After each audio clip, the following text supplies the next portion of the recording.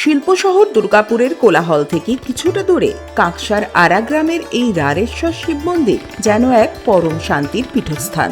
শ্রাবণ মাস পড়তেই প্রতি বছরের মতো এবারও এখানে ভক্তদের ভিড় উপচে পড়ছে। পুণ্যার্থীরা নদী থেকে পবিত্র জল সংগ্রহ করে কাঁধে বাঁক নিয়ে পায়ে হেঁটে পৌঁছে যাচ্ছেন বাবার দরবারে।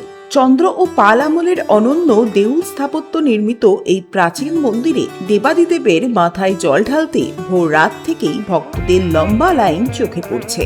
শুধু দুর্গাপুর বা কাঁকসা নয়, পার্শ্ববর্তী জেলাগুলি থেকেও বহু মানুষ এখানে আসছেন মানত পূরণ ও বাবার আশীর্বাদ লাভ করতে।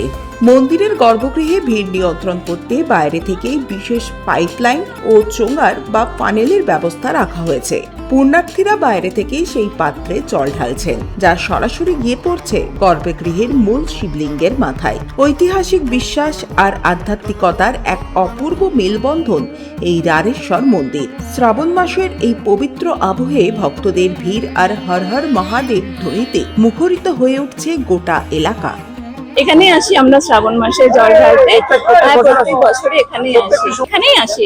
এখানে অনেক ভিড় হয়, তবু আমরা এখানেই আসি যতক্ষণই এখানে ভিড় হওয়া সত্ত্বেও মানুষ কিন্তু এখানে আসে। এখানকার স্থানীয়দের বিশ্বাস, ভরসা, আস্থা আমাদের রারেশ্বর মন্দিরের উপরে আছে।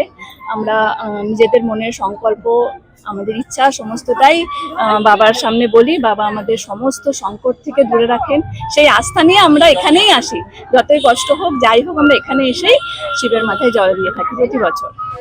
সনাতন গড়াই, 99 নিউজ বাংলা, কাঁকসা।